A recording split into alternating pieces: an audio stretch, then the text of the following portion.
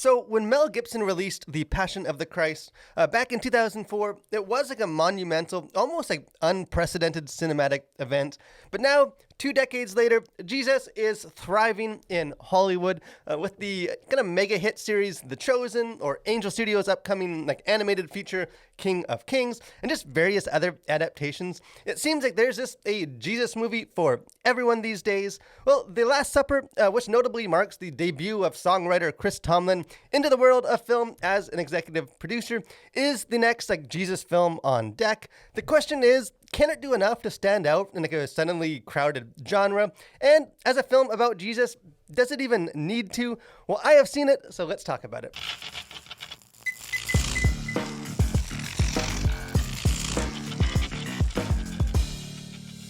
So, kind of so-called like Jesus movies can be a little bit tricky to review because, like, on the one hand, a movie about Christ should be of the highest excellence in quality and shouldn't just get like a free pass from Christians compared to, like other normal movies.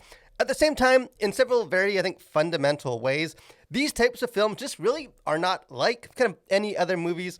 I think maybe similar to something like a Chris Tomlin song, I think more than offering mere like popcorn munching like, entertainment, they aspire more to something kind of sacred and like a worshipful function. That being said, in a now like crowded genre, I think with, not without value, I think The Last Supper struggles at times to distinguish itself beyond simply offering like more Jesus. Not that many Christians are like likely to bemoan too much Jesus as some sort of like dire problem. But as a decent, but I think mostly unexceptional telling of the greatest story ever told, there isn't really much about The Last Supper that hasn't already been done, I think more effectively elsewhere. But I do think that should still satisfy audiences who are just looking for like a new cinematic way to experience the gospel story this Easter season. I should mention too that I actually had the opportunity to talk with producers Chris Tomlin and Michael Scott about their heart behind this movie. And I think it was a really great conversation. So I'll link to the interview in the description below and encourage you guys to go check it out. But from like a purely cinematic perspective,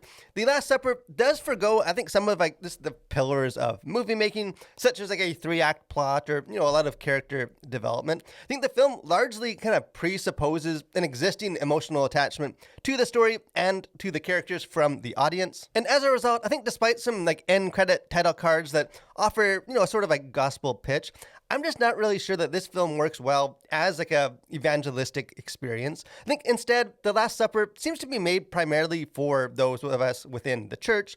I think kind of allowing audiences with a pre-existing knowledge of the narrative events just to see them like depicted and like dramatized from a fresh perspective. And in that way, I think one of the unique like vantage points offered by this film is that it tells the story primarily from the perspective of the disciples rather than focusing on Jesus himself.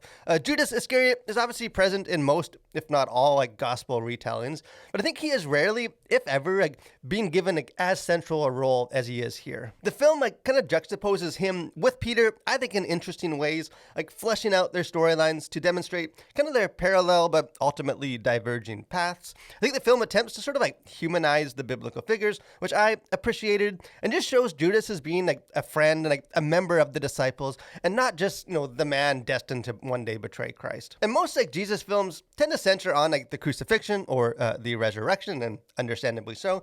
But this film spends really a lot of its time focused on, as you might expect, the Last Supper, kind of demonstrating its like religious and cultural roots to the Passover feast. I think for Christians who like regularly partake in communion at church, there just seems to be a lot of value in kind of meditating on the more like historical context and significance. Even if, at least at times, the film can be a little bit clunky in how it does so, such as having a character like explain the function of the blood painted over the door for Passover, which is kind of exposition clearly for the sake of the audience, since really all of like the Jewish characters in the scene would presumably like already know that information. And obviously, like a big question for all biblical adaptations is its faithfulness to the biblical text. And I think for the most part, this film doesn't like alter the existing narrative revealed in Scripture, but it does expand the story kind of around the edges and I think kind of fill in the narrative gaps. But as far as I could tell, all, or at least like most of the dialogue of Jesus is taken like directly from the pages of Scripture,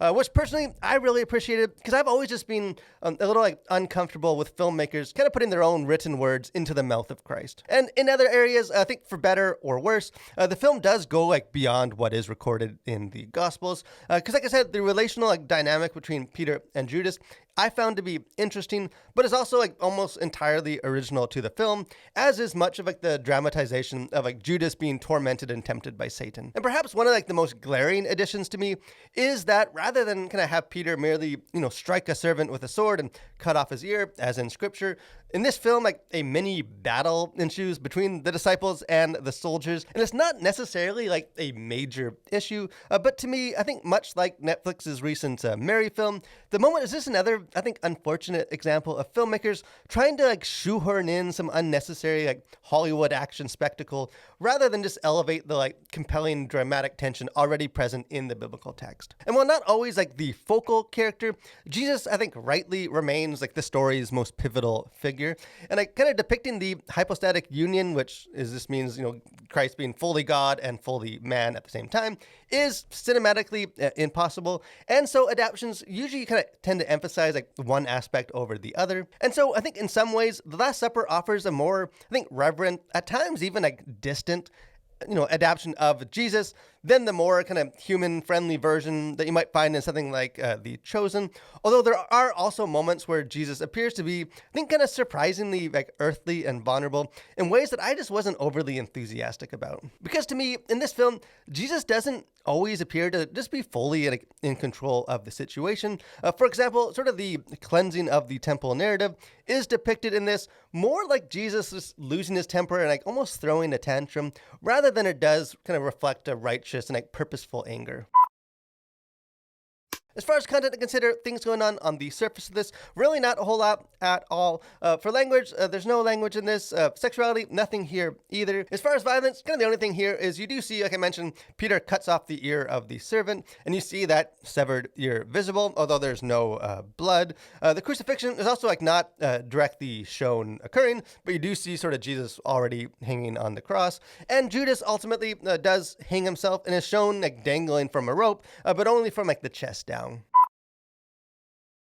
As far as themes, worldview, like things going on beneath the surface, as like an adaptation of the gospel story, the themes of this film largely align with the biblical narrative itself, reflecting God's love and grace and salvation. I think more specifically, though, the film attempts to contrast the characters of Peter and Judas, kind of exploring like what makes them similar and like what ultimately makes them different. And I thought it was an interesting approach that just doesn't seem to be done very often. But like, despite having spent years as followers of Jesus, arguably both characters' most famous deed was that they would go on to deny their Lord. And the film depicts kind of both characters like under the torment of Satan as he preys upon like their fear and guilt. But as we all know, like whereas Judas ultimately succumbs to the devil, Peter finds forgiveness and is restored by Jesus. And another theme, one that was like specifically highlighted by the film's producers in my interview with them, is the significance like of the table. I think kind of while many Christians partake in the elements of communion at their church, the bread and the wine, really the significance like of the table is just not being carried forward into like our modern rituals. But there is power in being reminded like, of the context of Jesus instituting that ritual and remembering that like, he did do that while sitting around a table, really in like intimate fellowship with his friends. And in that way, I think the Last Supper just reminds audiences, that like the ultimate purpose of communion is not just to remember in our minds that Jesus died on the cross for our behalf, but to dwell on that very beautiful truth that like, his sacrificial act was done to bring us back into a very deep and like loving fellowship with him.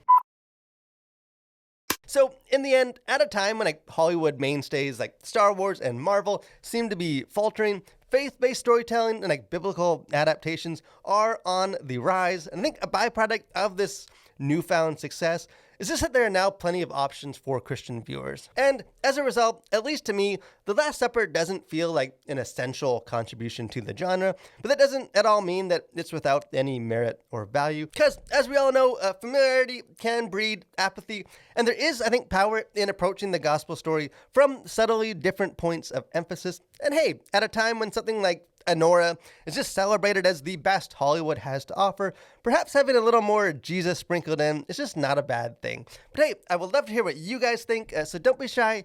Jump into the comment section. Let's have a conversation about it. If you haven't done so too, encourage you guys, subscribe to the channel, become a Collider. Got lots of other movie reviews, got our Faith and Pop Culture podcast, got interviews, just other fun stuff. Would love to have you guys be a part of that. But most of all, guys, thank you for watching. Stay safe and continue to collide with your world for Christ.